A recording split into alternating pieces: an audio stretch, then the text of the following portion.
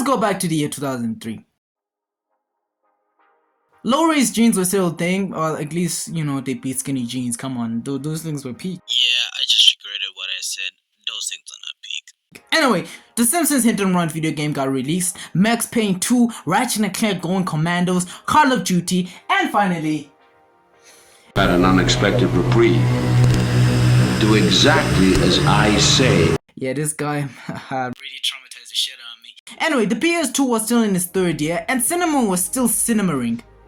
Is that still a meme? I don't know anymore. Lord of the Rings, The King Returns, The Matrix Reloaded, and arguably the greatest film of 2003. Too Fast, Too Furious. I'm freaking serious. Anyway, also in 2003 marked the introduction of the best Teen Titans adaptation. Dare I say, the best 2003 animation show ever released. Animation. What the heck is wrong with me? Dare I say, the best 2003 animation show ever released on Cartoon Network.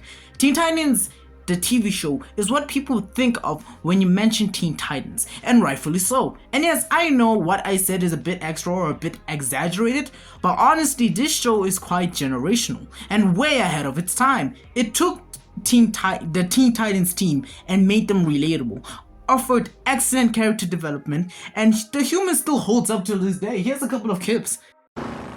When there's trouble, you know what to do. Call Cyborg. And it is not outdated. It is a multi-generational show, meaning it offers content for both kids and content for both, let me rephrase that. It offers content for both kids and adults. Adults understand some of the jokes while kids are completely oblivious and can watch the action. It has a healthy balance of that. The story is simple, it centers around the team going through countless missions, some comical and some personal, while exploring the characters' relationship, backstory and thoughts, and also their team dynamic and what role they play in that team. It perfectly fleshes out the story of Slade versus the Titans and makes Slade a menacing, psychotic villain and a fucking mantle for a freaking kids show, honestly. Like, Brett was fucking menacing. We got Robin, a leader who has internal conflict and has a dark side. Though you might think that that's it, but he's more complex than that. He's just trying to keep things together, and he's a good friend and a good leader. He's smart and organizing, which makes him likable. And don't get me started on the aura farming. My god, this man is an aura farming king. And yeah, sure, he's a menace throughout the series because, man, you should see how this man be doing all these villains, man. It is bomberclat, bro.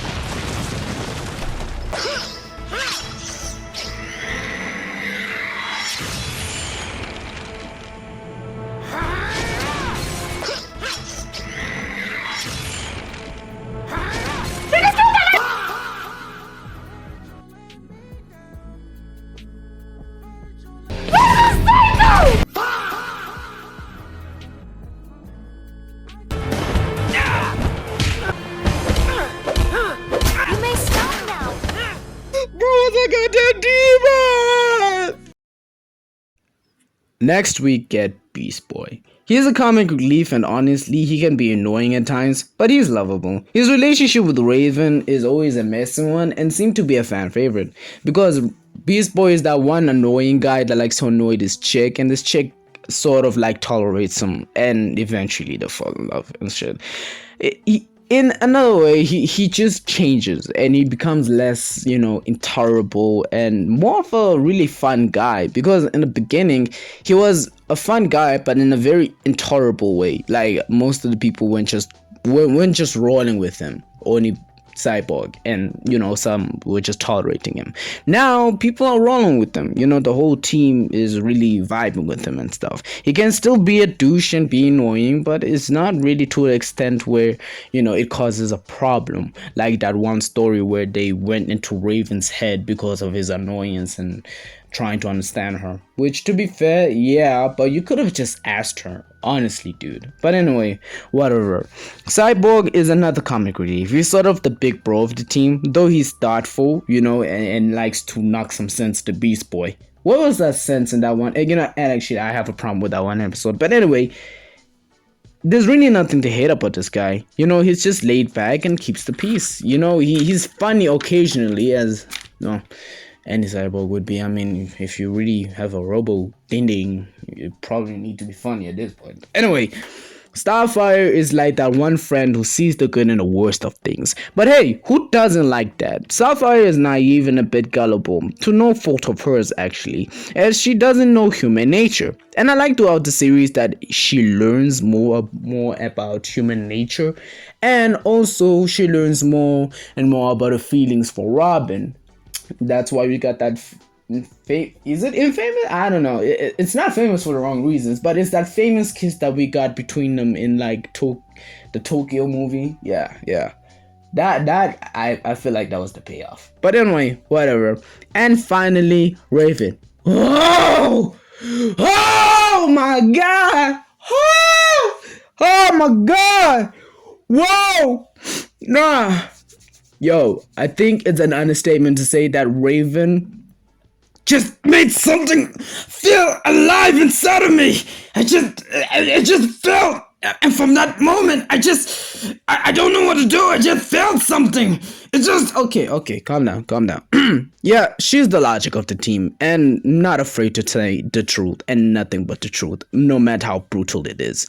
And easily the most complex out of them all. Except for Robin. Yeah, that guy is really complex as a fuck. Anyway, her character development is one of the best and one of the biggest highlights of the series, as she changes from this like isolated, non-social, avoidant person into a more people's person. Not to the full extent where she's like a full-on extrovert, but to a point where she kind of appreciates her team now, and accepts the goofiness that comes with the team. And to be fair, that is a beautiful sight to see. By describing these characters, you already have a sense of understanding, and you're willing to invest time to see these characters grow. And that is what drew people to the series. And the IP itself, there are teens going through the most and leaning, learning to correct their mistakes. And honestly, that's a beautiful thing to see, and it's relatable as hell. So I think it is an understatement to say that people were shocked to find out that Teen Titans, after 5 seasons of greatness and success, was suddenly cancelled. Now, the reason to this is still unknown, but if I were to guess, it's Cartoon Network's fault, because the show was still successfully making bank, and rating-wise, it wasn't that bad. There wasn't a huge drop-off in season 4, but it wasn't that bad. But maybe CN saw the show as like too mature, hence deciding to can it. But then again, why didn't you just send it to, why didn't you send it to Adult Swim? If it was too mature for you guys. Then again, regular show isn't far off from being too mature, so why did they keep it? So why didn't they keep it instead of canning it? The decision was really bizarre and led to the TTIP being on hold. Members from the 5 were still present in other media such as Young Justice and the DC animated universe, but it was up until 2013 that we got a new reunion. And, that was from the OG5, but not the way we wanted it to be. Look, guys, saying waffles over and over isn't funny. It's annoying. Please stop. Be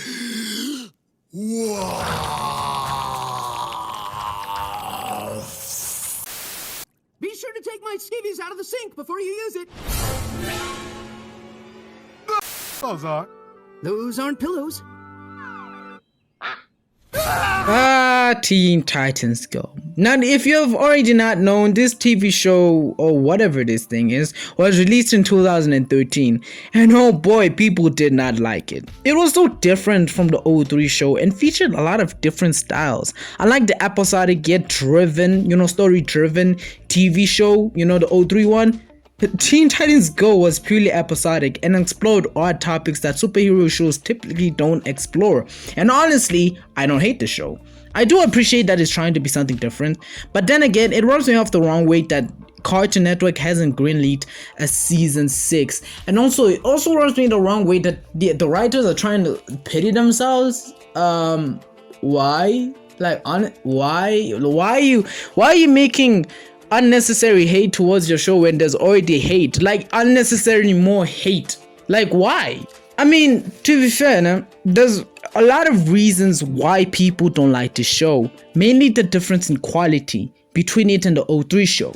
No season 6, people being pissed about the fact that they didn't get season 6 and got this instead. Because remember, season 5 ended on a cliffhanger. So imagine this, your favorite TV show ending on a cliffhanger and then being left dead for a very long time, while another show using the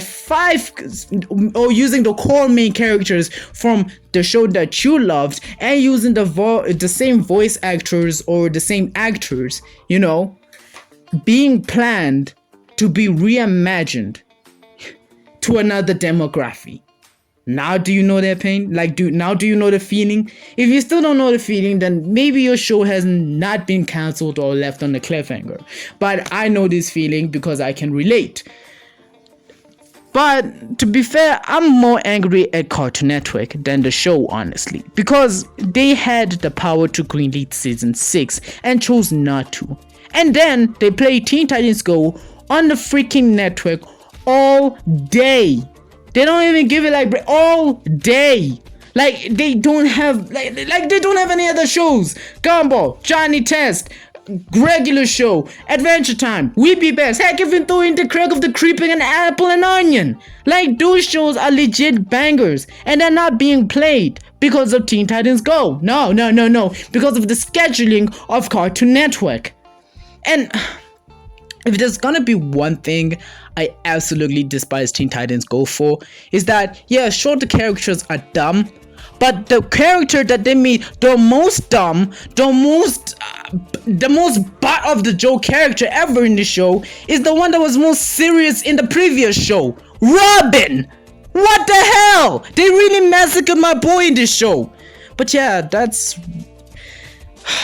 really why I hate this show. Obviously, with this problem, Teen Titans wasn't a hurdle with the general audience. I mean, kids loved it, and good for them for loving it because the show is really catered to them, but people were legit pissed in Teen Titans Go, and naturally the perception of the Teen Titans IP grew negative. Not even the DCAU could do anything about it, and the final nail in the coffin was yet to happen. Anybody remember Titans?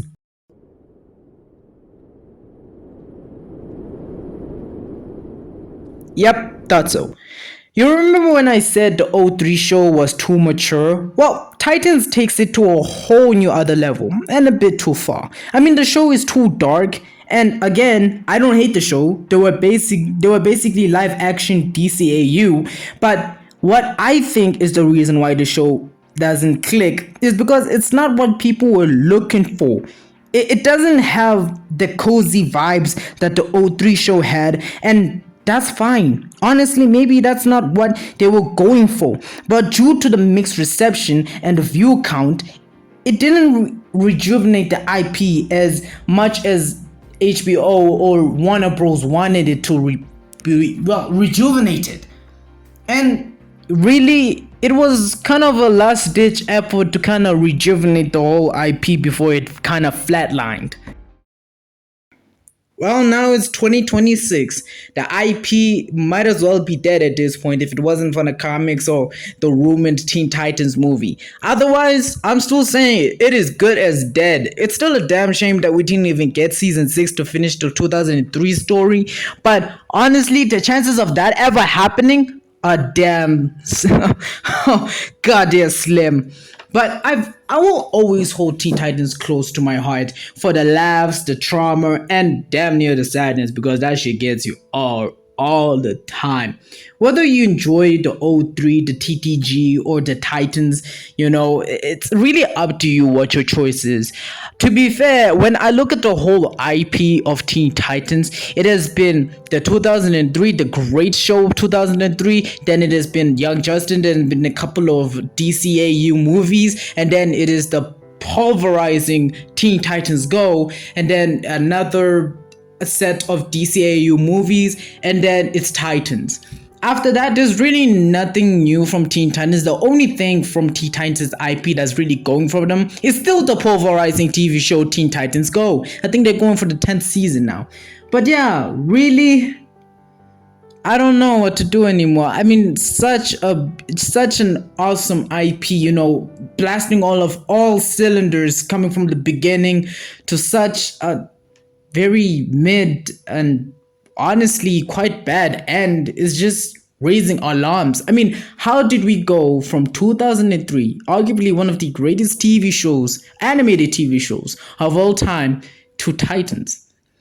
Honestly speaking, they fumbled the bag with this IP, and it's gonna be really hard for people to get behind the Teen Titans IP.